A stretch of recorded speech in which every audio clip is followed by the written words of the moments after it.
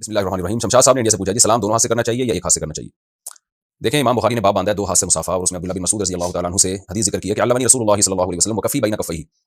अल्लमनी रसूलुल्लाह सल्लल्लाहु अलैहि वसल्लम अत-तशहुद व कफ़ी बैन कफ़ैहि, कि मेरे हाथ नबी के दोनों हाथों में थे और नबी सल्लल्लाहु अलैहि वसल्लम ने मुझे तशहुद सिखाया। तो इससे नबी सल्लल्लाहु अलैहि वसल्लम ने गोया अपने दोनों हाथों से अब्दुल्लाह बिन मसूद के हाथ को पकड़ा, तो ज़ाहिर है अब्दुल्लाह बिन मसूद के भी दोनों हाथ ही होंगे। लेकिन बाज़ उलमा को इस पर इश्काल है कि इससे तो तशहुद सिखाने के लिए एक यानी ये साबित होता है कि नबी सल्लल्लाहु अलैहि वसल्लम ने उनको दोनों हाथ से पकड़ के तशहुद सिखाया है। इसका मुसाफ़े से क्या ताल्लुक? तो मुसाफ़े के बारे में जो सही बात है ना, वो यही है कि कोई हमें वाज़ेह रिवायत नहीं मिलती इसमें कि यकीनी तौर पर कोई बात की जाए। तो इसलिए जो एक उर्फ़ में जो ज़्यादा बेहतर अदब समझा जाता है वो दो हाथ से मुसाफ़ा है, और जायज़ एक हाथ से मुसाफ़ा भी है। तो एक हाथ से मुसाफ़े के नाजायज़ होने की भी कोई दलील नहीं है, और दो हाथ से मुसाफ़े के भी खिलाफ़ सुन्नत होने की कोई दलील नहीं है। तो बाकी जिस हदीस में एक हाथ का ज़िक्र है तो उस हाथ से मुराद है इसमें जिन्स, जैसे कुरान में आता है ना कि इन्न समअ वल बसरा वल फुआदा कुल्लु उलाइका काना अन्हु मसऊला, कि तुम्हारी आँख से भी सवाल होगा, कान से भी सवाल होगा। तो आँख से दोनों आँखें मुराद हैं। तो वो रिवायत जिसमें एक हाथ का ज़िक्र है उससे हाथ की जिन्स मुराद है, यानी हाथ से मुसाफ़ा किया। तो वो हाथ का मुतबादिल एक भी हो सकता है, यानी मुतबादिल जो उसे माना होता है एक भी हो सकता है, और इसमें जिन्स जिन्स का मतलब दोनों हाथ। तो इसलिए इस बारे में जमहूर की राय यही है कि बेहतर यही है कि दो हाथ से मुसाफ़ा कर लें, अदब का तकाज़ा ये है। अगर कोई एक हाथ से करे तो भी ठीक है। अच्छा जी, ज़ीशान साहब एबटाबाद से पूछते हैं, मैंने सुना है कि वालिदैन का चेहरा देखने से मकबूल हज का सवाब मिलता है, क्या ये बात सही है? अगर ये बात सही है तो क्या दोनों का चेहरा देखने से सवाब मिलेगा या किसी एक का चेहरा देखने से? देखिए, इस बारे में जो हदीस है ना वो सनद के लिहाज से ज़ईफ़ है, जिसमें आता है ना जिसने बाप की पेशानी पे देखा तो एक हज का सवाब मिलता है, एक रिवायत में उम्रे का भी है। तो ये बहुत ज़्यादा कमज़ोर रिवायत है, बाज़ ने तो इसको मौज़ू मनगढ़ंत कहा है। तो वैसे माँ-बाप के चेहरे पर मोहब्बत से देखना वैसे ही एक बड़ी फ़ज़ीलत की बात है, क्योंकि अल्लाह ताला ने जितनी एहतमाम से वालिदैन के हुकूक बयान किए हैं और उनसे मोहब्बत से पेश आने की ताकीद की है, किसी और के बारे में इतनी ताकीदात नहीं है। तो इसलिए वालिदैन के बारे में सूरह बनी इसराईल में है, वफ़्फ़िज़ लहुमा जनाह ज़ुल्ली मिनर रहमा, रहमत से अपने बाजुओं को उनके सामने झुका के रखो, तवाज़ुं के साथ, आजिज़ी के साथ। तो जितना माँ-बाप को अदब देंगे, एहतराम करेंगे, उतना ही ज़्यादा सवाब है। ये चीज़ दुनिया और आखिरत में बरकतों का ज़रिया बनेगी। लेकिन ये जो खास रिवायत पेश की जाती है, हज का सवाब मिलता है पेशानी पे देखने पे, तो ये सनद के लिहाज से कमज़ोर रिवायत है, और बाज़ ने इसको मौज़ू भी कहा है। टूटे हुए गिलास में पानी पीना। राशिद साहब ने इंडिया से पूछा है जी, मैंने सुना है कि अगर कोई बर्तन, गिलास या कप वगैरह टूटा हुआ हो तो वहां से पानी नहीं पीना चाहिए, इससे हादसा या जख्म होने का अंदेशा है। इस बारे में आप तफसील से बता दें। देखें, हज़रत अबू सईद खुदरी रज़ी अल्लाह तआला अन्हु से रिवायत है, सुनन नबी दाऊद की हदीस, नहा रसूलुल्लाह सल्लल्लाहु अलैहि वसल्लम अन शुर्बी मिन सलमतिल क़दह व अन युनफ़ख़ फ़ी शराब, कि आप सल्लल्लाहु अलैहि वसल्लम ने बर्तन में फूंक मारने से भी मना किया और टूटी हुई जगह से भी पीने से मना किया। तो इस तरह की जो हदीस होती हैं, इनका ये जो इनमें जो ममानात होती है उनका ताल्लुक अदब से होता है, यानी कोई शरई हुक्म नहीं होता ये, बल्कि नज़ाफ़त से इसका ताल्लुक है। तो बरह रास्त शरई हुक्म नहीं कह सकते, नज़ाफ़त भी बहरहाल शरीयत ही का हुक्म है, यानी बरह रास्त, यानी इसका हलाल और हराम से ताल्लुक नहीं है, कराहत है। तो इसलिए अदब का तकाज़ा यही है, कराहत यानी कि आप टूटी हुई जगह से पानी ना पिएँ और बर्तन के अंदर सांस भी ना लें। तो इस्लाम आपको नज़ाफ़त सिखाता है, यानी हलाल और हराम का ताल्लुक नहीं है। अगर किसी ने टूटी हुई जगह से पानी पी लिया या बर्तन में फूंक मार दी, कोई खाना हराम नहीं हो जाएगा, या कोई ये नहीं कि कबीरा गुनाह के आप मुर्तकिब हो जाएंगे, लेकिन बहरहाल ये चीज़ अदब के खिलाफ है। नबी सल्लल्लाहु अलैहि वसल्लम ने इस अमल को पसंद नहीं किया। अब टूटी हुई जगह से पानी पीने में या चाय या कोई भी चीज़ पीने में नबी ने मना क्यों किया है? देखें, बर्तन में सांस लेने से तो मना करने की वजह वाज़ेह समझ में आती है, भाई आपका गंदा सांस कार्बन डाइऑक्साइड उस खाने में जाएगी, गंदा सांस जा रहा है उसमें। लेकिन बर्तन जो टूटा हुआ है उस जगह से पानी पीने से नबी ने मना क्यों किया? उसकी बहुत सारी वजूहात उलमा ने बयान की अपनी अपनी राय के मुताबिक। बज़ाहिर एक वजह समझ में आती है कि जब आप बर्तन में टूटी हुई जगह से पानी पीते हैं तो जख्मी होने का भी अंदेशा होता है, बाज़ दफ़ा वो जगह तेज़ होती है। और एक अंदेशा ये भी होता है कि उस टूटी हुई जगह पे ना सफाई नहीं होती, मैल जमना शुरू हो जाता है। जब आप पानी पीते हैं, गिलास टूटे हुए गिलास में वो जो जगह है ना उसमें मैल जमता है, उसकी सही तरह आमतौर पे सफाई नहीं होती, तो हो सकता है इस वजह से मना किया हो। बहरहाल एहतियात इसी में है कि ना किया जाए ये काम। आब ज़मज़म खड़े होकर पीना क्या सुन्नत है? ये सवाल भी किसी ने पूछा है कि आब ज़मज़म बैठकर पीना अफज़ल है या खड़े होकर नीज़ क़िबला रुख़ होकर पीना सुन्नत है या नहीं? मोहम्मद बाबर ने ये लोधना से पूछा है। देखिए, इस बारे में मुस्तदरक हाकिम में अब्दुल्लाह बिन अब्बास रज़ी अल्लाह तआला अन्हु का कौल मनक़ूल है कि जब तुम ज़मज़म पियो तो अल्लाह का नाम भी लो और क़िबले की तरफ रुख़ भी करो। तो ये मुस्तदरक हाकिम की रिवायत है, मुझे इसकी सनद की तहक़ीक़ नहीं है। शायद इसी बेस पे इसको मुस्तहब करार दिया गया है कि जब आप ज़मज़म पिएँ तो क़िबले की तरफ रुख़ करके पिएँ। और बाज़ उलमा ने बात लिखी है कि ज़मज़म खड़े होकर पीना चाहिए, लेकिन कोई वाज़ेह रिवायत मुझे नहीं मिली इस बारे में। तो किसी असहाब इल्म के पास ऐसी कोई हदीस हो जिसमें नबी सल्लल्लाहु अलैहि वसल्लम ने खड़े होकर ज़मज़म पीने को मुस्तहब करार दिया हो तो हमें ज़रूर बताएं। हम ये दावा नहीं करते कि सारी हदीसें फिर हमारी हर वक्त नज़र रहती है, तो किसी की भी नहीं रह सकती। बाज़ दफ़ा इंसान एक बात करता है, बाद में वो हदीस मिल जाती है। तो सरसरी तलाश से मुझे कोई ऐसी रिवायत नहीं मिली जिसमें खड़े होकर ज़मज़म का पानी पीने को नबी सल्लल्लाहु अलैहि वसल्लम ने कोई बाइस फ़ज़ीलत बताया हो। तो गो के बाज़ उलमा ने लिखा है, तो शायद उनके पास कोई दलील होगी, लेकिन मेरे इल्म में कोई ऐसी रिवायत मुझे नहीं मिली। असहाब इल्म अगर मुझे कोई ऐसी हदीस बताएंगे तो मैं इंशाअल्लाह फिर उसके मुताबिक जो भी बात है, जो मसला है, वो मैं इंशाअल्लाह पेश कर दूंगा। वितर के बाद 2 नफिल बैठ के पढ़ना सुन्नत है या खड़े होकर? फातिमा साहिबा ने एबटाबाद से पूछा है। देखिए, नबी सल्लल्लाहु अलैहि वसल्लम से वितर के बाद मुतअद्दिद दफ़ा 2 रकत बैठ के पढ़ना साबित है। इसलिए बाज़ उलमा इसकी फ़ज़ीलत के क़ाइल हैं कि वितर की नमाज़ के बाद 2 रकत नफिल बैठ के पढ़ना चाहिए, लेकिन जमहूर इसी के क़ाइल हैं कि ये नबी की ख़ासियत थी, क्योंकि आम नबी से जो हमें हुक्म मिलता है वो खड़े होकर नमाज़ पढ़ने का ही मिलता है। बैठ के नमाज़ पढ़ने में सवाब आधा हो जाएगा। इसलिए मज़बूत बात यही है कि अगर आपने वितर के बाद नफिल पढ़ना भी है तो खड़े होकर ही पढ़ें, बेहतर है। और बैठ के पढ़ ले तो आधा सवाब है उसमें, वो भी ठीक है, कोई हर्ज नहीं है इसमें। अच्छा भाई, क्या हम एक दिन में कुरान ख़त्म कर सकते हैं? दानियाल साहब ने मीरपुर ख़ास से सवाल किया है। देखिए, हदीस में 3 दिन से कम में कुरान खत्म करने को मना किया गया है, बाज़ हदीसों में 7 दिन से कम में कुरान खत्म करने को मना किया गया है। तो एक तरफ तो ये वाज़ेह हदीस है हमारे पास, लेकिन दूसरी तरफ सहाबा और ताबीईन और जमहूर मुहद्दिसीन और फुक़हा का अमल है कि उन्होंने एक-एक दिन में पूरा-पूरा कुरान खत्म किया, बल्कि एक-एक रात में। और ये इतनी कसरत से इस बारे में सहाबा ताबीईन से मरवी है कि आप ये नहीं कह सकते कि इन सहाबा को ये हदीसों का इल्म नहीं था। हज़रत उस्मान रज़ी अल्लाह तआला अन्हु की तरफ एक दफ़ा हज़रत उमर ने इशारा करके फरमाया कि मुझे इस शख्स से मोहब्बत क्यों ना हो कि ये शख्स एक रकत में पूरा कुरान एक रात में मुकम्मल कर लेते हैं हज़रत के सामने। तो ज़ाहिर है, एक आध सहाबी से अगर मरवी होता ना, या एक आध मुहद्दिस से, तो हम कहते हैं शायद उन तक वो हदीसें नहीं पहुंची हैं। लेकिन बहुत सारे सहाबा से, इमाम हनीफा से मरवी है कि वो इमाम शाफी से मरवी है कि एक-एक रात में पूरा-पूरा कुरान खत्म कर लिया करते थे। बल्कि ऐसा भी है कि 2 कुरान खत्म कर लिया करते थे 24 घंटे के अंदर। तो इसलिए इस बारे में जो मुहद्दिसीन खुद इस बात के कायल हैं, अल्लामा इब्न कसीर रहमतुल्लाह अलैह जैसे मुफस्सिर और दीगर फुक़हा, कि ये जो नबी ने मना किया ना कि 3 दिन में से कम में कुरान खत्म न किया जाए, उम्मत पर शफ़क़त के लिए मना किया कि आमतौर पर लोगों में स्टैमिना होता नहीं है, वो गलत सलत पढ़ना शुरू कर देंगे। जैसे इसकी मिसाल मिलती है हमारे यहाँ जो तरावी में शबीने होते हैं, शबीनों में एक रात में कुरान खत्म करना होता है, बाज़ जगह 3 रोज़ा शबीने होते हैं, तो कुरान का कैसा बेड़ा गर्क माज़अल्लाह किया जाता है। ऐसे स्पीड से पढ़ रहे होते हैं कि या लमून तालमून के अलावा कुछ भी समझ में नहीं आ रहा होता, और झूम रहे होते हैं दाएं बाएं, और जो है वो एक तमाशा सा बना होता है। तो ये कुरान के साथ मजाक है। लेकिन अल्लाह ने अगर किसी को इतना स्टैमिना दिया है कि वो कुरान का हक भी अदा कर सके, उसको आराम से ठहर ठहर के जैसे कुरान के पढ़ने का हक है, और ऐसा थकावट भी उसको नहीं होती कि बीमार होने का खतरा हो, तो कुछ लोग अल्लाह ने ऐसे पैदा किया, अगर किसी में ऐसा स्टैमिना तो एक दिन में भी पूरा कुरान खत्म कर ले तो इंशाअल्लाह उसे कोई गुनाह नहीं होगा, बल्कि ये चीज़ बाइस सवाब होगी। तो इत्तदाल की बात यही है कि इतने सारे सहाबा, ताबईन, तबा ताबईन, इमाम बुखारी से खुद साबित है, और इमाम शाफी, इमाम अबू हनीफा, इन हज़रात के जो अमाल साबित हैं, हालांकि इन तक ये हदीसें पहुंची थी, मगर इनसे ये तवातुर के साथ ये बात साबित है बहुत सारे इस्लाफ से कि वो एक एक दिन में कुरान खत्म किया करते थे। बल्कि बात से तो ये भी साबित है कि 24 घंटे में 2 दफ़ा कुरान खत्म कर लिया करते थे। तो उन लोगों को अल्लाह ने इजाफी सलाहियतें दी थी। आम आदमी को अपने आप को उन पर कयास नहीं करना चाहिए। आम आदमी के लिए वही हुक्म है जो नबी सल्लल्लाहु अलैहि वसल्लम ने फरमाया, इसलिए कि आम आदमी में इतना स्टैमिना नहीं होता, और वो गलत सलत पड़ेगा, या ये कि इतनी ज़्यादा तिलावत करेगा, दिमाग चकराने का अंदेशा है, बीमार होने का अंदेशा है, सर घूम जाते हैं लोगों के, दिमागी तवाज़ुन खो बैठते हैं इतनी ज़्यादा इबादत करने से। तो इसलिए आम हुक्म तो यही है कि 3 दिन से कम में कुरान खत्म ना किया जाए। लेकिन किसी को अल्लाह ने इजाफी स्टैमिना दिया हो, या बाज़ दफ़ा अहलुल्लाह की करामत भी होती है कि बतौर करामत के अल्लाह उन्हें इतनी ताकत और क़ुव्वत दे देता है, तो वो लोग इससे बहरहाल मुस्तस्ना है, क्योंकि हज़रत उस्मान रज़ी अल्लाह तआला अन्हु और ऐसे बड़े-बड़े सहाबा से ये बात साबित है। अच्छा भाई, क्या हदीस से ये साबित है कि जो शख्स सोने से पहले ये दुआ पढ़े, ला इलाहा इल्लल्लाहु वहदहु ला शरीका लहू व लहुल हम्द व हुवा अला कुल्लि शैइन क़दीर, ला हौला वला कुव्वता इल्ला बिल्लाह, सुब्हानल्लाहि वल्हम्दुलिल्लाहि व ला इलाहा इल्लल्लाहु वल्लाहु अकबर, तो इसके सारे गुनाह बख्श दिए जाएंगे। क्या ये बात हदीस से साबित है? सरफराज मेहर ने पूछा है। देखिए, सही बुखारी की हदीस नंबर 1154 में ये अल्फाज यूं हैं कि जिसकी रात को आंख खुल जाए सोते हुए में, तो आंख खुले और फिर वो ये कलिमात पढ़े, ला इलाहा इल्लल्लाहु वहदहु ला शरीका लहू लहुल मुल्क व लहुल हम्दु व हुवा अला कुल्लि शैइन क़दीर, अल्हम्दुलिल्लाहि व सुब्हानल्लाहि व ला इलाहा इल्लल्लाहु वल्लाहु अकबर व ला हौला वला कुव्वता इल्ला बिल्लाह, अल्लाहुम्मा इग़फिरली। तो ये अल्फाज अगर कोई पढ़ ले तो फिर अल्लाह उसके सारे गुनाहों को माफ कर देते हैं। ये है जब रात को सोते हुए में आंख खुल जाए। बाकी रात को सोने से पहले क्या करना है, तो वो मुख्तलिफ हदीस में कि सूरह आल इमरान का आखिरी, सूरह बकरा का आखिरी रुकू भी है, सूरह फलक, सूरह नास भी है, आयतुल कुर्सी भी है, अल्लाहुम्मा बिस्मिका अमूतु व अहया ये दुआ भी है, अल्लाहुम्मा अस्लमतु नफ्सी इलैक व वज्जहतु वजही इलैक व फव्वदतु अमरी इलैक व अल्जअतु ज़हरी इलैक रहबतन व रहबतन इलैक, ला मलजा व ला मनजा मिनका इल्ला इलैक, आमनतु बिकिताबिका अल्लज़ी अंज़लता व नबिय्यिका अल्लज़ी अरसलता। ये भी सही हदीस से दुआ साबित है, इसकी बड़ी फजीलत है। और अल्लाहुम्मा बिका वज़अतु जंबी व बिका अरफ़अु, इन अमसकता नफ्सी फ़ग़फ़िरहा वरहमहा व इन अरसलतहा फ़हफ़ज़हा बिमा तहफ़ज़ु बिही इबादका सालिहीन। ये दुआ भी पढ़नी चाहिए, हदीस से भी साबित है। तो मुख्तलिफ मौके पर नबी ने मुख्तलिफ दुआएं पढ़ी, आप सारी पढ़ लें तो बहुत ही अच्छी बात है। अच्छा भाई, नए मकानात से जिन्नात को भगाना। शहाब इजहार ने अमेरिका से पूछा है कि इस बात की क्या हकीकत है कि किसी ने नया मकान खरीदा तो इसमें दाखिल होने के बाद 3 मरतबा ये कहे कि अगर कोई मखलूक यहाँ है तो चली जाए, और इसके बाद कोई सांप निकल आए तो इसे नहीं मारना चाहिए। देखिए, हमारे इल्म में कोई ऐसी हदीस हमें नहीं मिली, कोई मुसनद रिवायत। तो बाकी है कि मुझी जानवर तो निकले तो मारना चाहिए उसको, हदीसों में तो यही आता है, तो मार दें आप उसको, नहीं मारेंगे तो वो आपको मार देगा, क्योंकि उसने तो कोई हदीस वैसी सुनी नहीं होती, तो इसलिए मार देना चाहिए उसको। दुआ के बाद चेहरे पर हाथ फेरना क्या साबित है? हम दुआ के बाद चेहरे पर हाथ फेरते हैं। ज़ैद खान ने इंडिया से पूछा है। तिरमिज़ी की हदीस है, हज़रत उमर बिन ख़त्ताब रज़ियल्लाहु तआला अन्हु से कि नबी सल्लल्लाहु अलैहि वसल्लम इज़ा रफ़अ यदैहि फ़ी दुआइ लम यहुतहुमा हत्ता यमसह बिहिमा वजहहु। तो लेकिन ये हदीस कोई बहुत ज़्यादा मजबूत नहीं है सनद के लिहाज से, इमाम तिरमिज़ी ने इसको गरीब करार दिया है। तो गराबत उस हदीस को कहते हैं जिसका मदार एक ही रावी पर हो, उसकी ताईद में कोई दूसरी रिवायत ना हो, और तो इसलिए बहुत से उलमा इसके मुस्तहब होने के कायल हैं, और जिनका ख्याल यह है कि ये सनद के लिहाज से ज़्यादा कवी नहीं है तो वो इसके मुस्तहब होने के कायल नहीं है। तो बहरहाल इतनी बात तो है कि इस अमल को बिदअत नहीं कहा जा सकता, और बहुत ज़्यादा ताकीद भी नहीं की जा सकती। अगर कोई दुआ मांगने के बाद चेहरे पे हाथ नहीं फेरता तो भी कोई हर्ज नहीं है, फेर ले तो भी ठीक है। नमाज जनाजा में मारूफ दुआओं के अलावा कौन सी दुआ मांगनी चाहिए? ज़रियाब खान ने पूछा है। देखें ज़रियाब साहब, एक तो मशहूर दुआ है, अल्लाहुम्मा फ़िर लिहय्यिना व मय्यितिना व शाहिदिना व गाइबिना व सगीरिना व कबीरिना व ज़करिना व उन्साना, अल्लाहुम्मा मन अहयैतहु मिन्ना फ़अहयिही अलल इस्लाम व मन तवफ़्फ़ैतहु मिन्ना फ़तवफ़्फ़हु अलल ईमान। ये मशहूर दुआ है। मशहूर इसलिए कि उलमा ने इसको मशहूर इसलिए किया कि ये जामिद दुआ है। इसमें मैयत के लिए भी दुआ है, फिर जो जनाजे में शरीक हैं उनके लिए भी, फिर तमाम मुस्लिमीन मुस्लिमात जिंदा मुर्दा सबके लिए। तो इसलिए कॉमन थी, इसलिए उलमा ने इसको किताबों में लिख दिया। लेकिन हदीस से दूसरी दुआएं भी साबित हैं। अब एक ही को पकड़ के बैठ जाना, दूसरी दुआ न करना, ये भी मुनासिब मालूम नहीं होता, दूसरी दुआएं भी याद करनी चाहिए। तो मुस्नद अहमद में दुआ है, अल्लाहुम्मा फ़िर लहु वरहमहु वआफ़िही वअफ़ु अन्हु वअकरिम लहु ववस्सिअ मदखलहु वग़सिलहु बिलमाइ वस्सल्जि वलबर्द वनक़्क़िही मिनल ख़ताया कमा युनक़्क़ा अथ-थौबुल अब्यज़ु मिनद दनस वअब्दिलहु दारन ख़ैरन मिन दारिही व अहलन ख़ैरन मिन अहलिही व ज़ौजन ख़ैरन मिन ज़ौजिही वअदख़िलहुल जन्नह वनज्जिही मिनन नार वक़िही अज़ाबल क़ब्र। ये भी है, और भी बहुत सारी दुआएं हैं। तो आप ये भी कर सकते हैं, अल्लाहुम्मा अफ़्फ़ु अन्हु वग़फ़िरहु वरहमहु, अल्लाह इसकी माफ़ कर दे, इसकी मग़फ़िरत कर दे, इस पर रहम कर दे। तो जो भी दुआ मांग लें, यानी दुआएं जो है ना, दुआओं उसके स्पेसिफिक अल्फाज मक़सूद नहीं होते।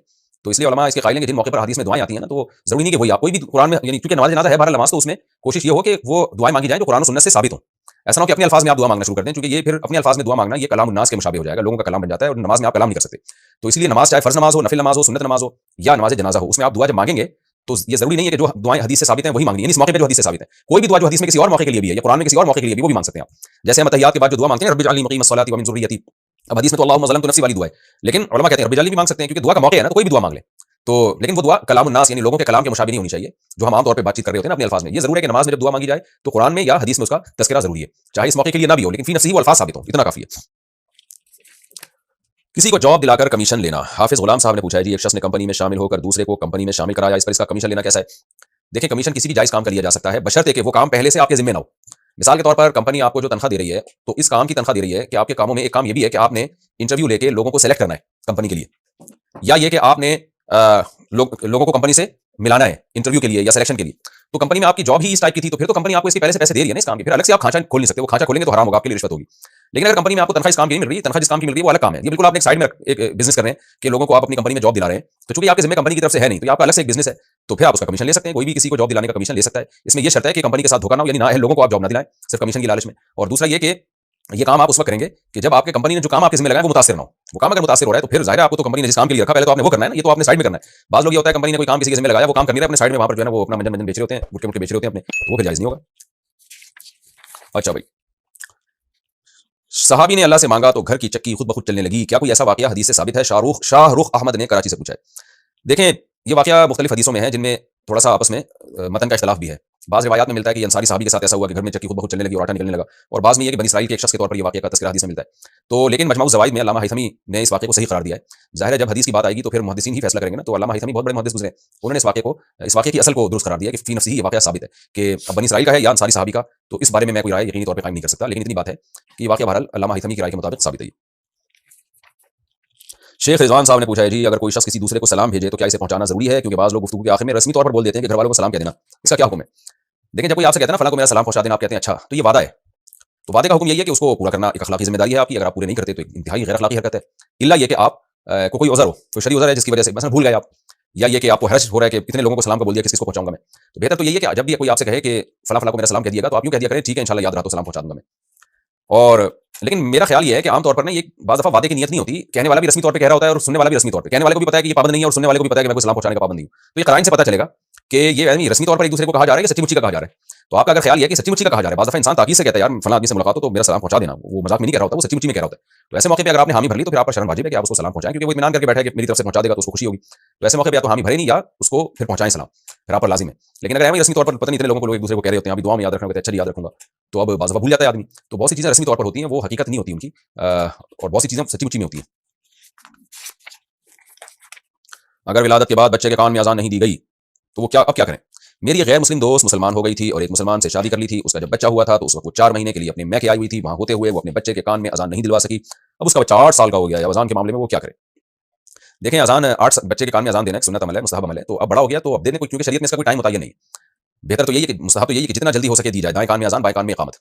तो अब अगर नहीं है तो अब दे दें, दाएं कान में अजान दे दिया जाए, लेकिन इतना गला फाड़ के ना दी जाए कि वो बेचारा कान ही फट जाए उसका, जैसे नमाज के लिए अजान दे रहे होते हैं ना, इस तरह ना दी जाए। बाकी मैं इसे बता रहा हूँ कि लोग समझेंगे क्योंकि बड़ा हो गया तो अब अजान भी बड़ी वाली हो, तो अजान नॉर्मल जैसे बच्चे के कान में अजान देते हैं और लेफ्ट कान में उसके इकामत कर दी जाए तो भी इंशाल्लाह ये सुन्नत पूरी हो जाएगी। पैदल हज करने की फजीलत, पैदल हज करना कैसा है? एक शख्स इंडिया से मक्का हज के लिए निकला है, क्या उसकी तारीफ और हौसला अफजाई करनी चाहिए? क्या नबी करीम सल्लल्लाहु अलैहि वसल्लम ने कभी पैदल हज किया? सुना है कि हजरत हसन ने 25 हज पैदल किए थे, क्या ये बात सही है?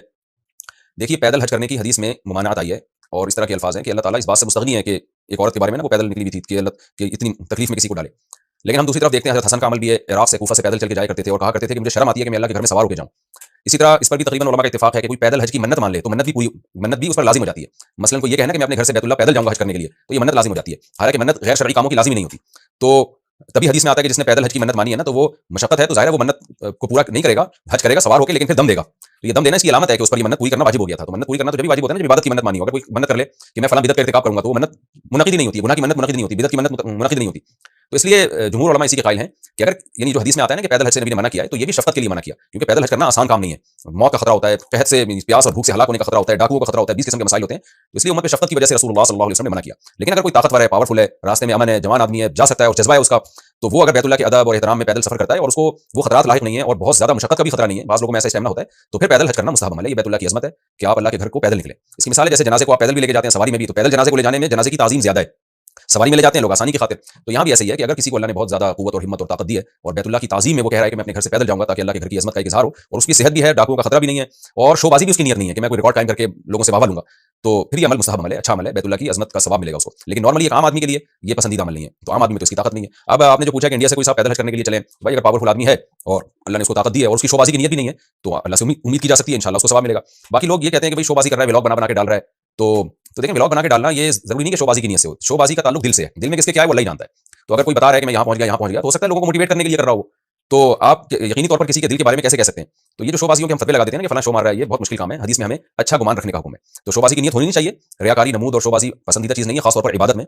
लेकिन इसका ताल्लुक है दिल से, और दिल की हालत अल्लाह ही बेहतर जानते हैं, हम नहीं जानते। तो खुलासा ये निकला कि नॉर्मली ये काम नहीं करना चाहिए। हदीस में गुमान आता है क्योंकि इसमें नुकसान का बहुत अंदेशा, मरने का भी खतरा है, वरना बहुत ज़्यादा तकलीफ इंसान को होती है। लेकिन कोई सेहतमंद है, कर सकता है, जैसे सैयदना हसन रज़ी अल्लाह तआला अन्हु थे, और जज्बा भी है, तो फिर उसमें इंशाअल्लाह उसको सवाब मिलेगा इस पर।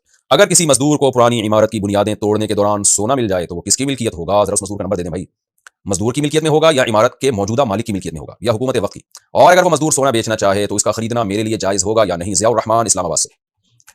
देखें, मजदूर को जब सोना मिला ना, कोई मटके में या कहीं भी महफूज सोना मिला, तो जाहिर है किसी ने ये सोना यहाँ रखा होगा और अब मरमरा गया होगा।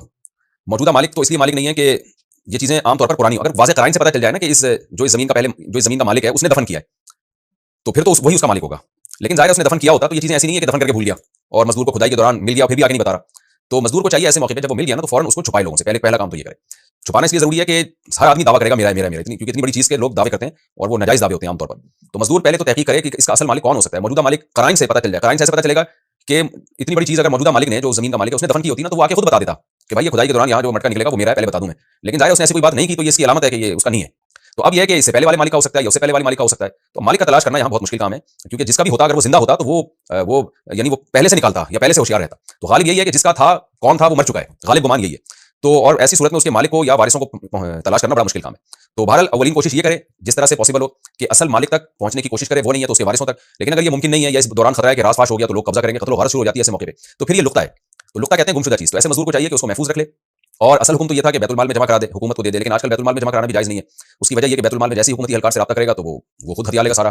और अगर हुकूमती खजाने में चला भी गया तो फिर उसके वो कौन सा सही इस्तेमाल होगा? तो अब यही है कि खुद ही उसको गरीबों पे तकसीम कर दे। तो बेहतर यही है कि ऐसे उलमा से राब्ता करे जिन पर उसको एतमाद हो, क्योंकि माल देख के ना बहुत से लोग एकदम नीयतें खराब होती हैं, रालें टपकाना शुरू कर देते हैं। तो बहुत ही मोतबर उलमा से राब्ता करे जिनके बारे में ख्याल हो कि इनके दिल में दुनिया की मोहब्बत नहीं है, लालच नहीं है, जो शरीयत के हुक्म के मुताबिक इसको तकसीम करेंगे। तो अगर खुद ज़कात का मुस्तहिक है तो उन उलमा को जो है जिनसे ये राब्ता करेगा तो उनकी परमिशन से खुद भी रख सकता है, और या उन उलमा की मशवरे से किसी अच्छे खैर के काम में उसको खर्च कर दे। यानी पूरा मटका या पूरा सोना खुद नहीं रख सकता वो, ये ज़हन में रखें, क्योंकि गुमशुदा चीज़ आप खुद नहीं रख सकते। तो अलबत्ता ज़कात का मुस्तहिक है, गरीब है, तो फिर रख सकता है, लेकिन उसमें क़ज़ाए क़ाज़ी शर्त है।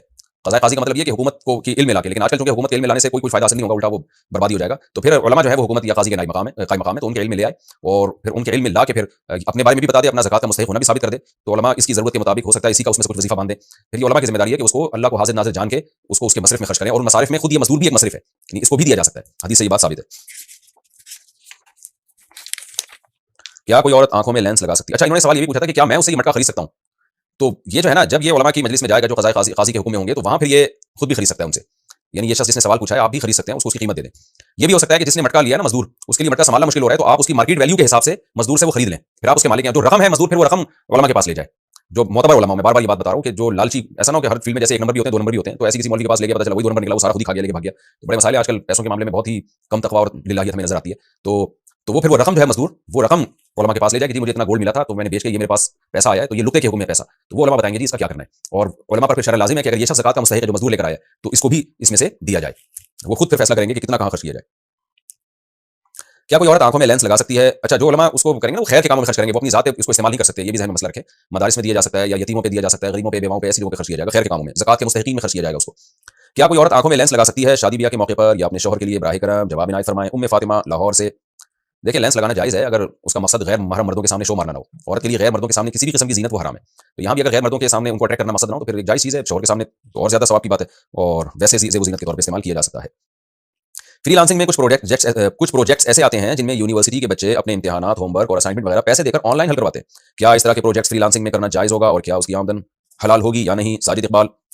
देखें, यूनिवर्सिटी के बच्चे जब फ्रीलांसर से राब्ता करें ना कि भी हमें असाइनमेंट लिख के दे दो, तो ये धोखा है, क्योंकि यूनिवर्सिटी ने बच्चे को जो काम दिया होता है हमारी नॉलेज के मुताबिक, ज़्यादा बेहतर तो फिर यूनिवर्सिटी वाले आपको बताएंगे, लेकिन हमारी नॉलेज के मुताबिक वो बच्चे को दिया होता है। उसकी सलाहियत बढ़ाना या उसकी इस्तेदाद को, सलाहियत को चेक करना मकसद होता है। अब बच्चे ने पूरा मजमून किसी और से लिखवा दिया, तो ये तो धोखा है। तो धोखे में किसी का साथ देना भी जायज़ नहीं है। तो किसी और को भी चाहिए कि ना, जब उसको यकीनी तौर पर पता है कि ये शख्स यूनिवर्सिटी वालों को धोखा देने के लिए ये काम कर रहा है। ऐसे ही जैसे आप एग्जामिनेशन हॉल में बैठे और एग्जाम जो पेपर आया ना, तो तालिब इल्म को आ नहीं रहा, तो वो आपको कहते हैं 50 रुपए दूंगा, तो ये सवाल लिख दे। ज़ाहिर नकल करा रहे हैं ना उसको सीधा सीधा, तो नाजायज़ है। तो यहाँ भी सीधा सीधा आप उसको नकल करा रहे हैं। तो ये उसके बारे में, जिसके बारे में आपको यकीनी पता हो कि ये तालिब इल्म यूनिवर्सिटी को धोखा देके ही कर रहा है। नॉर्मली कोई किसी को कोई मजमून लिखने का कहता है कि मुझे कोई ऐसे लिख के दे दें, कोई थीसिस बना के दे दें, तो वो फी नफ्सी जायज़ है, उसको गुजरना भी जायज़ है। लेकिन जहाँ आपको पता हो कि यूनिवर्सिटी वालों को धोखा देने के लिए कर रहा है, तो फिर ये अमल जायज़ नहीं है। जानवर का दूध दोहते वक्त अगर उसमें निजासत गिर जाए, भैंस का दूध निकालते वक्त पेशाब या गोबर के ज़र्रात दूध में गिर जाएं, तो क्या हुक्म है? देखें, बकरी के बारे में तो यह है कि बकरी का दूध निकालते हुए अगर एक दो मेंगनियां दूध में गिर गई और टूटी नहीं है तो फौरन निकाल के फेंक दी तो दूध पाके जरूरत की वजह से। यह जब दूध निकालते हुए नॉर्मली दूध रखा हुआ है उसमें एक आध मेंगनी गिर जाए तो दूध पूरा नापाक हो जाएगा, लेकिन दूध निकालते हुए बाद दफा इस अमल से बचना बड़ा मुश्किल हो जाता है। तो इसलिए इसकी गुंजाइश दी गई है कि एक दो मेंगनी अगर गिर जाए और टूटी नहीं है तो उनको फौरन निकाल दिया जाए तो पीना जायज होगा। लेकिन गोबर गिर जाए दूध के अंदर या पेशाब की छींटे गिर जाए तो फिर बिल्कुल हराम है वो, क्योंकि वो तर नहीं जा सकता ना, तो फौरन फैल जाती है।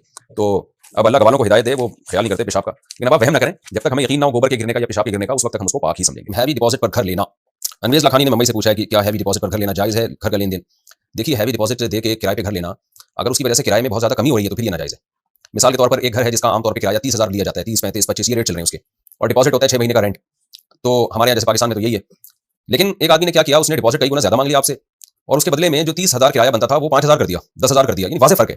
तो इसकी अलामत है कि वो आदमी यानी मालिक मकान आपसे कर्ज लेके आपको एक नफा दे रहा है, और वो कर्ज के बदले डिपॉजिट तो उसने जो लिया ना वो तो कर्ज लिया, इस्तेमाल करेगा वो, और उसके बदले में आपको एक नफा दे दिया उसने कि बहुत ही कम दामों पे उसने आपको अपना घर किराए पे दे दिया। तो ये कुल्लू कर्ज़ जर्रा नफा फहुवा हराम। हर वो कर्ज जो नफा खींच के लाए और पहले से वो नफा भी मशरूत हो तो ये उस उसूल के तहत ये नाजायज है। लिहाजा डिपॉजिट जब लिया जाता है तो उसमें किराया जो है ना वही होना चाहिए जो नॉर्मल जो घरों का किराया चल रहा है, उसमें बहुत ज्यादा कमी ठीक नहीं है। चिकन को क्या बिला तहकीक खा सकते हैं? अगर हम किसी रिश्तेदार के घर जाएं, वहां चिकन बना हुआ हो और हमें ना पता पड़ता हो कि हलाल ज़बीहा है या नहीं, तो क्या हम इस चिकन को खा सकते हैं? अनवेज लाखानी मुंबई से। देखें, इस्लामी कंट्रीज में तो हलाल ही होता है आमतौर पर, लिहाजा उसमें तो इस तहकीक की जरूरत नहीं है, बल्कि जायज़ ही नहीं है कि किसी मुसलमान ने खाना पकाया, मुर्गी पकाई और आप वहां जाके पूछ रहे हैं कि ये हलाल है हराम है। ज़ाहिर है हलाल ही होगा, और इस्लामी कंट्री है और हर जगह मुसलमान कसाब बैठे हुए हैं।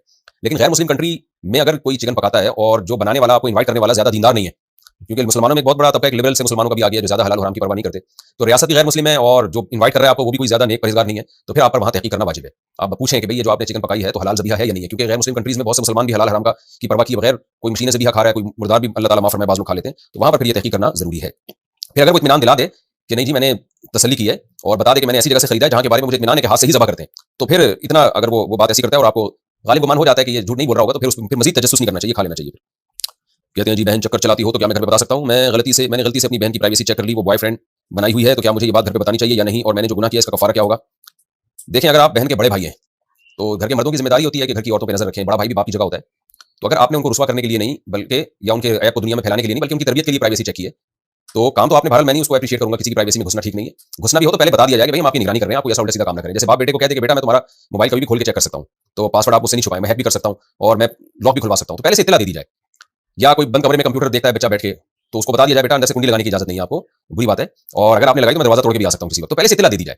अचानक छापे मारना बगैर इत्तला के ये गलत चीज है, ये जायज नहीं है, ना माँ बाप के लिए जायज है, ना बहन भाइयों के लिए जायज है, क्योंकि शरीयत में हमें तजस्सुस से मना किया गया। हाँ, जो मुरब्बी होते हैं जिनकी जिम्मे तरबियत है, तो बाप की जिम्मे तो है ना औलाद की तरबियत, शौहर की जिम्मे है कि बीवी पे नजर रखे वो, और बड़ा भाई है घर के बड़ों की जिम्मेदारी और छोटे बहन भाइयों पे नजर रखे वो, तो वो पहले बता दें कि भाई जो भी आपने करना है तो सोच समझ के करें बेटा, ये आपका मोबाइल हम चेक कर सकते हैं, फिर चेक करें आप।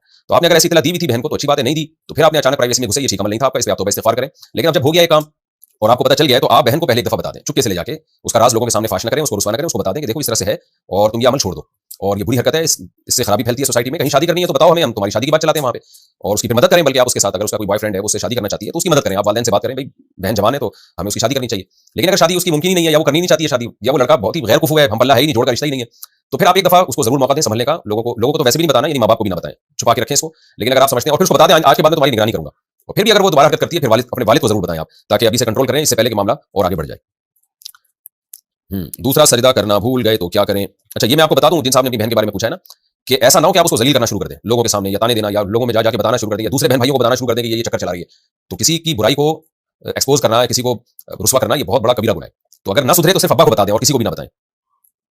दूसरा, सजदा करना भूल गए तो क्या करें? अगर कोई शख्स एक रकत में गलती से सिर्फ एक सजदा कर ले और दूसरी रकत में इसकी तलाफी के तौर पर 3 सजदे कर ले और आखिर में सजदा सहव कर ले, तो क्या इस तरह नमाज हो जाएगी? नहीं होगी, इसलिए कि सजदे तो इसके मुकम्मल हो गए लेकिन तरतीब इसने जानबूझ के छोड़ दी है।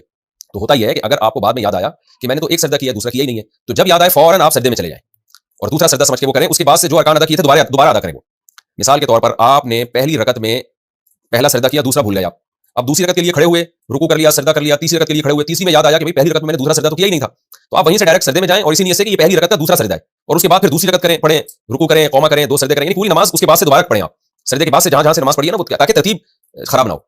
और ये जो इजाफी सजदे आपकी हो गई, ये गरीबी हो गई, तो आखिर में फिर सजदा सहव भी करें, तो इस तरह से फिर आपकी नमाज होगी। अच्छा भाई, वितर और ईद में रफुल यदैन क्यों करते हैं? कुछ लोग ये तंज करते हैं कि अगर रफुल यदैन मनसूख हो गया है तो तुम लोग वितर और ईदैन की नमाज में रफुल यदैन क्यों करते हो? इसका क्या जवाब देंगे? फिरोज आमिर, आसाम, इंडिया से। भाई इसलिए करते हैं कि उसके मनसूख होने की कोई करीना नहीं है, कोई दलील नहीं है।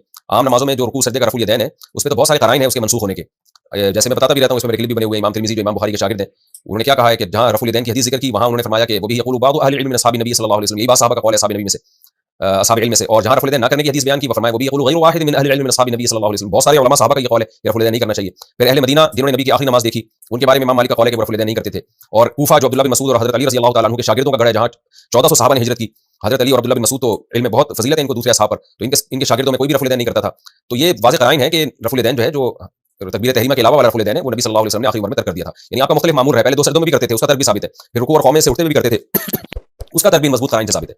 तो चूंकि ये फर्ज नमाजों और आम नमाजों में साबित है, ईदैन में साबित नहीं है। ऐसा ईदैन में हमारे पास कोई रिवायत नहीं मिलती कि ईद की नमाज में सहाबा ने रफ़ुल यदैन तर्क कर दिया था या रफ़ुल यदैन नहीं करते थे, लिहाजा उसको अपनी असल पे बाकी रखा है, वितर में भी। और ये जो रफ़ुल यदैन है नमाजों का, इसमें चूंकि वाज़ेह क़राइन है, लिहाजा इसको तर्क कर दिया। वैसे भी जो नमाज बार बार होती है, तो रफ़ुल यदैन कसरत से उसमें करना वो खुशूए सलात के मुनाफी है। लेकिन जो नमाज साल में एक आध दफा आ रही है या 24 घंटे में एक आध दफा आती है, जैसे वितर की नमाज में, तो जो काम कम मर्तबा में होता है ना, उसमें रफ़ुल यदैन में वो हर्ज नहीं है। जो बार बार पढ़ी जाने वाली नमाजों में हर्ज है, वो हर्ज क्या है? खुशू फी सलाह, खुशू फी सलाह। जैसे कि हदीस में आता है उसकुनू फी सलाह, सही मुस्लिम की हदीस है। आप सल्लल्लाहु अलैहि वसल्लम ने रफ़ुल यदैन से मना जो किया, सही मुस्लिम की हदीस है, जिनके बारे में अहले हदीस हज़रात कहते हैं सलाम से मुताल्लिक हदीस है।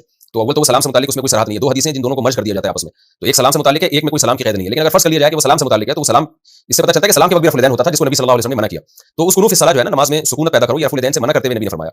तो दलाइल दोनों तरफ है। मेरा मकसद जो रफ़ुल यदैन करते हैं उन पे तंज़ करना नहीं है, लेकिन जो रफ़ुल यदैन करते हैं उनको चाहिए कि ना करने वालों की दलील को भी ना वैल्यू दें, और उस पे ये तंज़ ना किया करें कि ये लोग नबी की नमाज को नहीं मानते या एक सुन्नत को ये लोग छोड़ देते हैं। इमाम अबू हनीफा की कोशिश होती थी कि नबी सल्लल्लाहु अलैहि वसल्लम की आखिर से आखिर नमाज को देखें। जैसे कि इमाम मालिक ने भी यही कहा है कि मैंने अहले मदीना को रफ़ुल यदैन करने वाला नहीं पाया, लिहाजा इमाम मालिक की जो मशहूर रिवायत है वो भी तर्क रफ़ुल यदैन की है। खैर, इस पर तो कई बार बातें हो चुकी हैं और ये बड़ा इख्तिलाफी मसला है, फिर इस पे मुनाज़रेबाज़ियाँ शुरू हो जाती हैं। तो आपका जो सवाल है उसका हासिल यही है, क्योंकि फर्ज़ नमाज और जो नवाफिल जो सुबह शाम पढ़े जाते हैं, उनमें मजबूत क़राइन है जिनसे पता चलता है कि आखिर उम्र में तर्क किया गया है। लेकिन ईदैन और वितर के बारे में ऐसे क़राइन हमारे पास मौजूद नहीं है, लिहाजा उसमें हमने उसको अपनी असल पे रखा और आम नमाज़ें जो पढ़ी जाती हैं दिन रात में, उसमें रफ़ुल यदैन ना करने को अफजल करार दिया।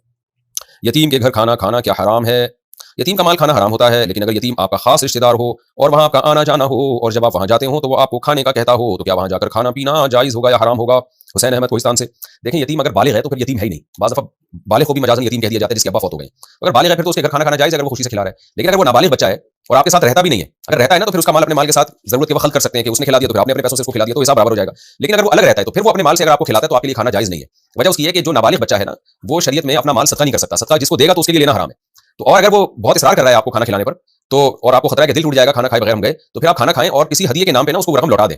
अगर वो यानी उसको तो शर्म आएगी लेते हुए, तो बाद में कोई गिफ्ट की सूरत में लिफाफा दे दें उसको, ताकि जो आपने खाया है उसका मुआवजा उसको मिल जाए। जब तक वो बालिग नहीं होता तो खूब समझ लें, हर एक के लिए उसका माल जो है वो हराम है। उसके माँ बाप के लिए, उसकी माँ के लिए भी हराम है, बाप तो फौत हो गया उसका, माँ के लिए भी जब हराम है तो और किसी और के लिए कहां से जायज होगा? हाँ, माँ भी इसी नीयत से खा सकती है अगर वो उसकी तरबियत में है कि भाई, क्योंकि माँ खुद भी खर्च कर रही होती है, तो माँ बाप का तो ऐसा मसला होता है कि वो इतना ले नहीं रहे होते जितना दे रहे होते हैं। लेकिन अजनबी आदमी के लिए फिर जरूरी है कि वो पूरा हिसाब रखे। लिहाजा अगर देखा है कि यतीम का माल आपने कुछ खा लिया, तो आप इतने पैसे उसको हदिये के नाम पे ट्रांसफर कर दें या लिफाफे में डाल के बाद में दे दें, एंड उसी मौके पे ना दें, वरना उसकी बेइज्जती होगी कि मेरी दावत की मुझे कीमत दे रहे हैं। बाद में उसको कोई गिफ्ट की सूरत में दे दें कि भाई मैं आपको गिफ्ट देना चाहता हूं, ताकि उसको एहसास ना हो, ये ना समझे कि मेरे खाने के पैसे वापस कर रहे हैं।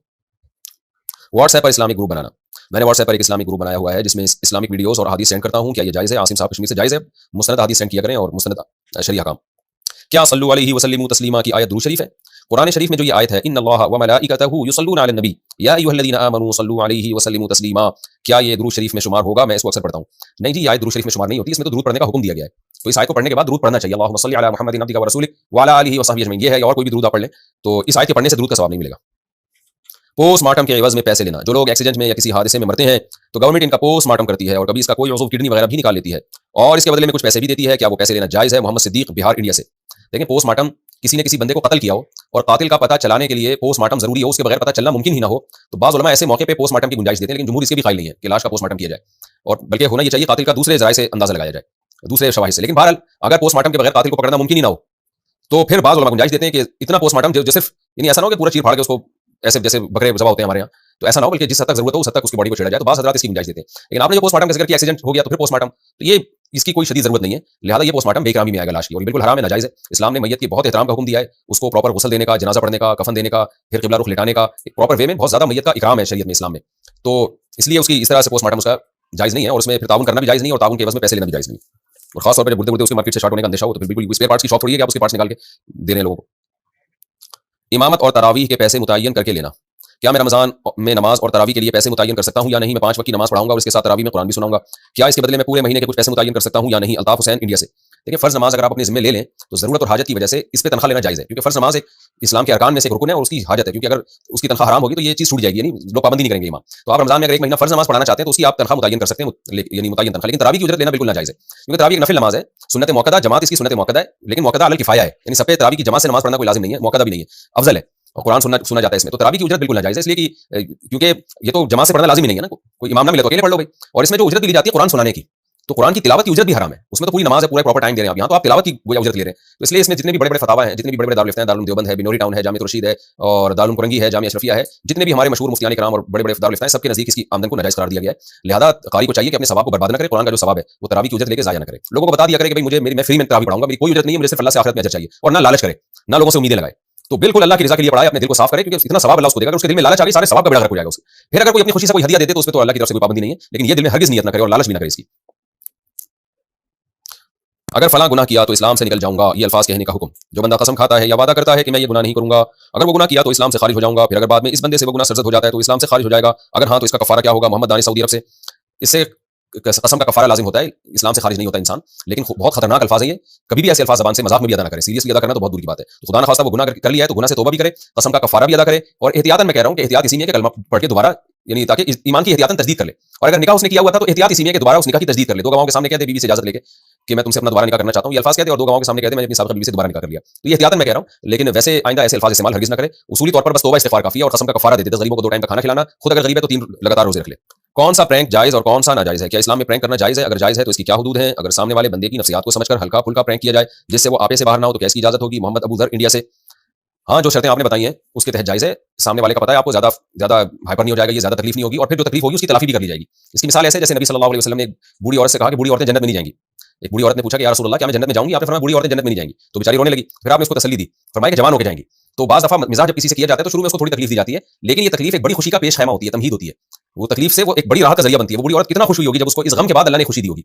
तो ऐसे प्रैंक में अगर आप किसी को थोड़ी तकलीफ देते हैं और फिर उसको उससे बड़ी खुशी हो जाती है तो वो खुशी उस तकलीफ का इजाला बन जाती है। लेकिन बहुत से प्रैंक हमने देखे हैं उसमें बहुत ज्यादा बेहुदा हरकतें हो रही हैं और हद से ज्यादा सामने वाले को टॉर्चर किया जाता है सिर्फ अपने मजाक के चक्कर में। तो ऐसी तकलीफ देना ये बिल्कुल गैर अखलाकी हरकत है। बाज़ दफा लड़ाइयां हो जाती हैं, फड्डे हो जाते हैं। वो कैमरामैन जो प्रैंकर है वो झगड़े थोड़ी दिखाएगा आपको कैमरे में, जो पिटा होता है और जो मारे खाई होती है और गालियां सुनी होती है लोगों से। तो इस तरह की हरकत लोगों के साथ जिसमें उनको ऐसी अजियत हो और फिर उस अजियत की आप तलाफी भी ना कर पाए तो ये बहरहाल नाजायज़ है और हराम है, इसमें गुनाह मिलेगा। अल मुस्लिम मन सलिम अल मुस्लिमून मिन लिसानिही व यदिही, हदीस में आता है मुसलमान वो है जिसकी ज़बान और हाथ से दूसरे मुसलमान महफूज रहें। तो यहाँ मुसलमान इसका तज़किरा इसलिए कि ज्यादातर मुसलमान मुसलमानों में ही रहते हैं, मुराद इंसान है कि मुसलमान वो है कि दूसरे इंसान उसकी ज़बान और हाथ की तकलीफ से महफूज रहें। तो प्रैंकर को चाहिए कि कोई ऐसा किसी के साथ मजाक न करे जिसमें उसकी तौहीन हो रही हो या उसको अजियत हो रही हो। हल्का फुल्का मजाक जिसकी बात में इंसान तलाफी कर ले वो तो ठीक है और उसको लोग बुरा भी नहीं समझते। वो मजाक जिसको सामने वाला बहुत बुरा समझ रहा है और उसकी तलाफी भी नहीं हो पाएगी आपसे बाद में, वो नाजायज़ है।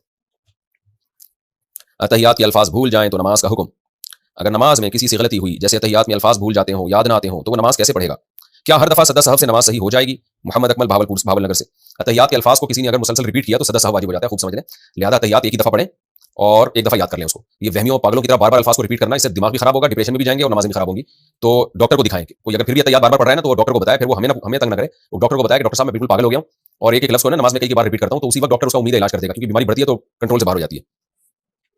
हाँ, अगर किसी की याददाश्त कमजोर है, भूल जाता हो, तो जितना याद आता है उतना पढ़ता चला जाए, क्योंकि अल्लाह ताला किसी को उसकी ताकत से ज्यादा मुकल्लफ नहीं बनाते। बस बुढ़ापे में भूल लायक होना शुरू हो जाती है। गहरे जख्म में वुजू और गुस्ल का तरीका। अगर हाथ या पांव में गहरा जख्म हो तो वुजू और गुस्ल करने का तरीका क्या होगा? मोहम्मद अकमल भावलनगर से।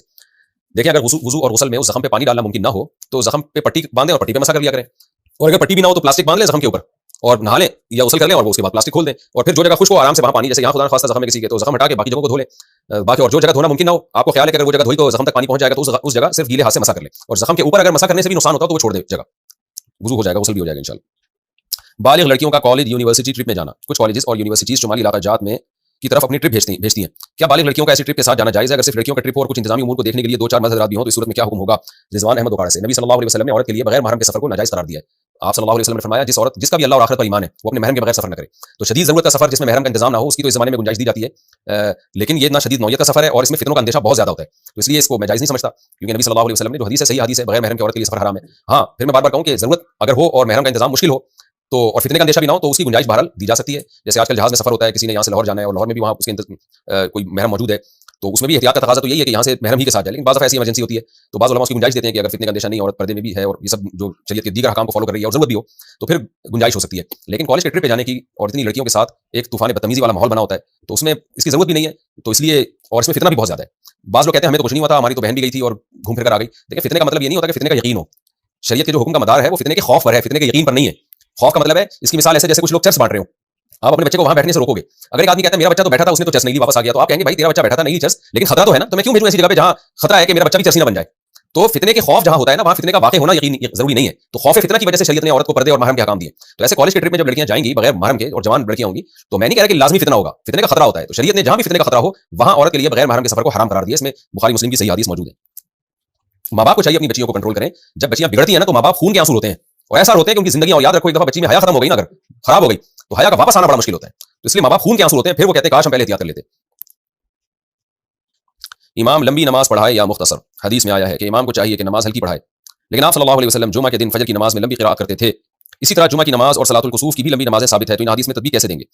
देखिए, हदीस में जो इमाम को हुक्म है लंबी नमाज पढ़ाए, वो फर्ज नमाज है। नवाफिल जैसे बाज़ दफ़ा घर में तहज्जुद आप पढ़ रहे होते हैं, कोई आपके साथ इक़्तिदा कर लेता है, तो वहाँ तो लंबी भी पढ़ सकते हैं, क्योंकि फर्ज थोड़ी है, अगर उसको लंबी लग रही है तो ना पढ़े आपके पीछे, जबकि फर्ज नमाज तो मस्जिद में ही पढ़नी है सबने। तो इसी तरह सलातुल कुसूफ ये सब नफिल नमाज़ें हैं, और ये बहुत लंबी पढ़ना नबी सल्लल्लाहु अलैहि वसल्लम से साबित है, तो ये लंबी ही पढ़ाई जाएंगी, मुख्तसर नहीं पढ़ाई जाएंगी। लेकिन फर्ज नमाज मुख्तसर है, क्योंकि वो बार-बार पढ़ाई जाती है, लेकिन इतनी मुख्तसर के सुन्नत क़िराअत ही ना हो, वो भी ठीक नहीं है। ये जो फजर की नमाज है ना, इसमें तिवाल मुफस्सल पढ़ना सुन्नत है, सूरह हुजरात से लेके सूरह बुरूज तक। और ज़ोहर की नमाज में भी ऐसे ही है, तिवाल मुफस्सल पढ़ना सुन्नत है। और असर और इशा में औसात मुफस्सल, सूरह बुरूज से लेके सूरह बय्यिना लम यकुन लल्लज़ीना कफ़रू तक। और मगरिब की नमाज में सूरह बय्यिना से लेके सूरह नास तक। आजकल आमतौर पर इमाम हज़रात इस चीज़ का ख्याल नहीं करते, मगरिब में पढ़ रहे होंगे सूरह बकरा से और फजर में पढ़ रहे होंगे 30वें पारे से, और ज़ोहर का तो पता ही नहीं असर का क्या पढ़ रहे होते हैं। तो सुन्नत क़िराअत का ख्याल करना चाहिए अपनी तरफ से। कभी-कभार ठीक है उसकी मुखालफत भी हो जाए, लेकिन आम तौर पर जो सुन्नत क़िराअत है ना, अइम्मा हज़रात को उसी का एहतमाम करना चाहिए।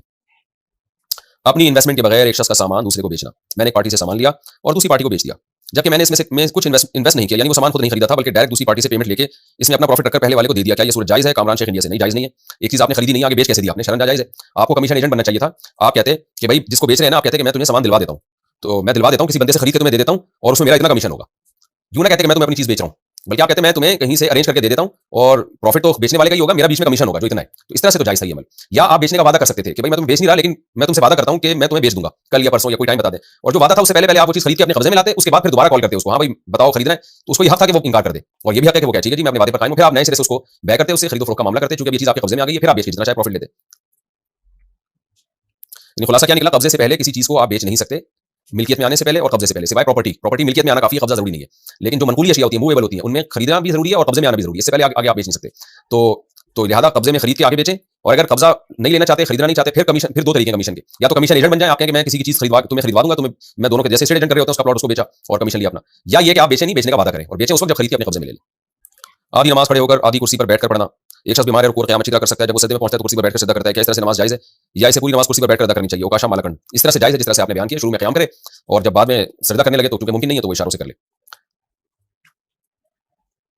मक्का से कहीं और जाकर वापस आएं तो क्या इहराम में आना जरूरी होगा? हम मक्का मुकर्रमा में रहते हैं, हम छुट्टियों में इंडिया जाते हैं 1 महीने के लिए, तो जब हम मक्का वापस आएंगे तो क्या हम इहराम बांधकर हमें आना जरूरी होगा? नीज जब हम जद्दा या ताइफ घूमने के लिए जाएंगे तो वहां से वापस आते वक्त भी इहराम बांधकर आना जरूरी होगा? इस बारे में वजाहत फरमा दें। उम्मे यूसुफ मक्का मुकर्रमा से।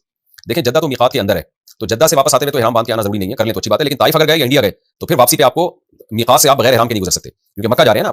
तो मक्का जब भी आप मीकात के बाहर से होकर आएंगे ना मक्का, तो फिर आफाकी बन जाएंगे आप, और आप पर वाजिब होगा कि आप इहराम बांध के पहले उम्रा करें, इहराम से निकलें, फिर जहां मर्जी जाने जाएं। तो अगर आप इंडिया जाते हैं, ताइफ जाते हैं, तो वापसी पे आप पर उम्रा वाजिब हो जाता है अगर मक्का आ रहे हैं। व्लॉग के बैकग्राउंड में बेपर्दा खवातीन आना। व्लॉगिंग करते हुए बैकग्राउंड में खवातीन भी आ जाती हैं जो पूरे पर्दे में नहीं होती। क्या इस तरह के व्लॉग बनाना जायज़ होगा, या एडिट में इनको सबको रिमूव करना जरूरी होगा? देखिए, हतल इम्कान कोशिश करें कि ना खवातीन अगर आ गई हैं तो इससे बचना मुमकिन नहीं है, क्योंकि आप कहीं भी दुनिया में जाएंगे खवातीन तो हैं, और ज्यादातर आजकल बेपर्दा खवातीन ही है। तो आप तो एक मंजर दिखा रहे हैं, आपका मकसद खवातीन को नुमाया करना नहीं है, बल्कि कोई भी चीज़ वहाँ के मनाज़िर दिखाना मकसद है। तो एहतियात जितनी कर सकते हैं करें। अगर आ गई हैं तो अल्लाह से उम्मीद है इंशाल्लाह गुनाह नहीं होगा, क्योंकि आप एक बाहर का एक दुनिया का मंजर दिखा रहे हैं, उसमें बचना मुमकिन नहीं है, इस जमाने में मुमकिन नहीं है। और अगर एडिट कर दें, उसको ब्लर कर दें, तो ये ज्यादा तकलीफ की बात है। और फिर खास तौर पर कोई एक तो होता है ना आम बेपर्दा खवातीन जो सिर्फ चेहरे का पर्दा नहीं होता, और एक खवातीन होती है कुछ तो बिकनी में घूम रही होती है, तो वो तो गलत है बिल्कुल, उसको तो फिर ब्लर करना वाजिब होगा आपके ऊपर। लेकिन नॉर्मल अगर कोई ऐसी बेपर्दा खवातीन है तो एहतियात का तकाजा ये है कि उसको ब्लर कर दें, तस्वीर को छुपा दें। लेकिन अगर बार बार ये अमल मुमकिन ना हो तो उम्मीद है अल्लाह से कि इंशाल्लाह गुनाह नहीं होगा, क्योंकि आपका मकसद खवातीन दिखाना नहीं है, आपका मकसद तो एक मंजर दिखाना है। उसमें इसकी मिसाल ऐसे जैसे आप खुद भी जाते हैं ना जब किसी मार्केट में, तो आप तो मुख्तलिफ चीजें देख रहे होते हैं, तो खवातीन गुजर रही होती हैं, उस पर ना चाहते हुए भी इंसान की नजर पड़ती है। तो मकसद खवातीन को देखना नहीं होता, मकसद तो वो मनाजिर को देखना होता है। तो जैसे वो ना चाहते हुए माफ है, तो इंशाल्लाह अल्लाह से उम्मीद है कि यहाँ भी जो व्लॉग देखेंगे उनकी नजर किसी खातून पे पड़ जाएगी। अगर उनका मकसद खातून को देखना नहीं है तो अल्लाह ताला से उम्मीद है कि इंशाल्लाह गुनाह नहीं होगा। खवातीन का घड़ी पहनना कैसा है? बिनते अब्दुल्लाह ने इंडिया से पूछा, और तो घड़ी पहनना कैसा है? बहुत जरूरी है, खवातीन पर भी टाइम की पाबंदी उसी तरह लाजिम है जैसे मर्दों पे लाजिम है, तो कोई हर्ज नहीं है इसमें। सास का बहू बेटे के साथ एक कमरे में रहना। हमारे घर में एक ही कमरा है, हमारी सास कभी भी हमारे यहाँ आ जाती हैं 7 दिन 15 दिन के लिए। इस दफा वो कह रही थी कि पूरे रमजान तुम्हारे साथ गुजारूंगी, क्या इस तरह इनका रहना सही होगा, जबकि मैं इनके साथ एक कमरे में कंफर्टेबल नहीं हो पाती हूँ? देखें, ये तो हर इंसान की प्राइवेसी होती है, और फिर बहू के साथ सास पूरा रमजान, और वो भी एक कमरे में। बंद कर दो कैमरा भाई, सॉरी नहीं बंद करें, वो मैं जज्बात में आ गया था, मैं इनकी तरफ आ रहा था मुझे। तो एक ही कमरे में पूरा रमजान वाला महीना, वैसे भी थोड़ा सा रोजे वोजों की वजह से टेंशन होती है, तो बड़ा हौसला है माशाल्लाह आपका। मशवरा तो मेरा यही है कि बर्दाश्त कर लें सास को 1 महीना तक कमरे में।